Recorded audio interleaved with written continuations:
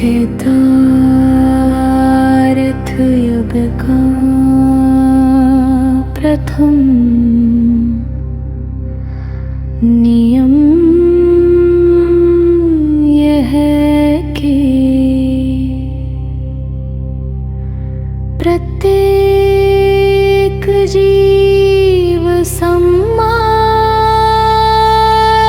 योग्य है।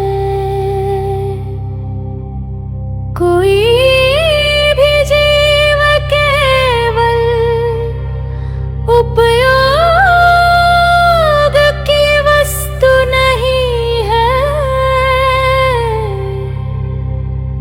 कोई भी जीवन तुच्छ नहीं है।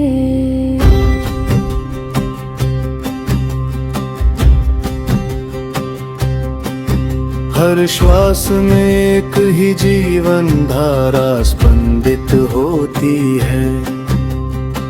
बस रूप बदलते रहते हैं।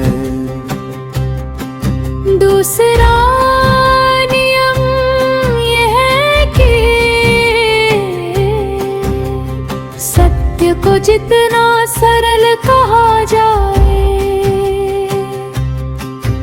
वो उतना ही स्पष्ट होता है।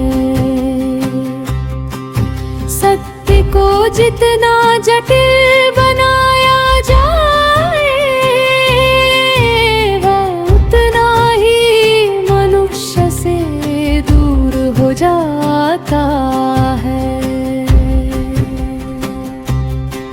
तीसरा नियम यह है कि करुणा के बिना ज्ञान अधूरा है और जागरूकता के बिना करुणा कमजोर हो जाती है। जब दोनों साथ हों तब मनुष्य संतुलित होता है। चौथा नियम यह है कि भय मनुष्य को संकुचित करता है और प्रेम उसे विस्तृत करता है। भय से बने संबंध टिकते नहीं। प्रेम से बने संबंध जीवित रहते हैं। जो स्वयं को देखना सीख गया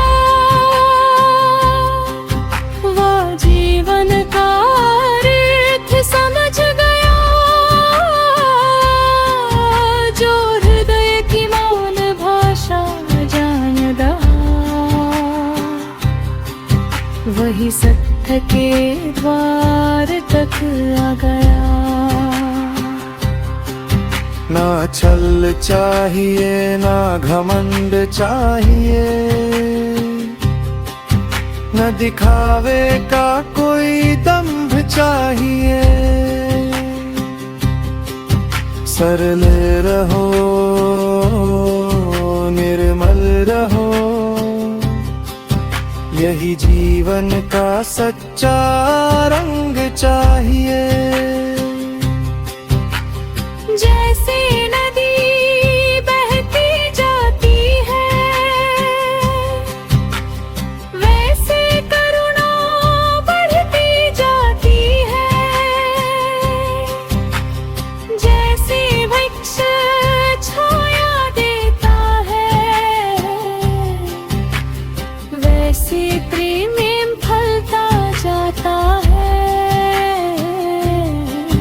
जैसे धरती सबको धारण करती है वैसे हृदय सबको स्वीकार करता है।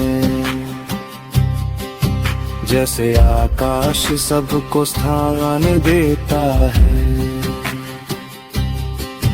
वैसे सत्य सबको समान मानता है।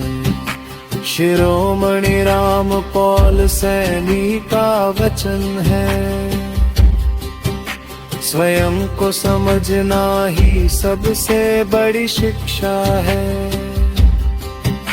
स्वयं को पहचानना ही सबसे बड़ा ज्ञान है। स्वयं में टिक जाना ही सबसे बड़ी उपलब्धि है।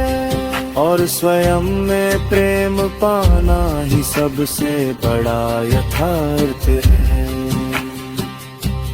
जय हो हृदय की स्थिरता, जय हो सरलता की पूर्णता, जय हो प्रेम की अनंत धारा, जय हो मानवता का उजियारा। न कोई मनुष्य जन्म से महान होता है, न कोई जन्म से छोटा होता है।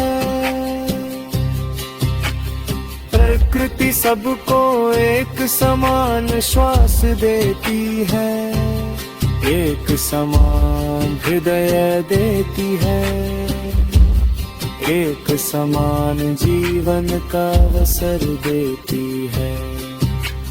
भिन्नता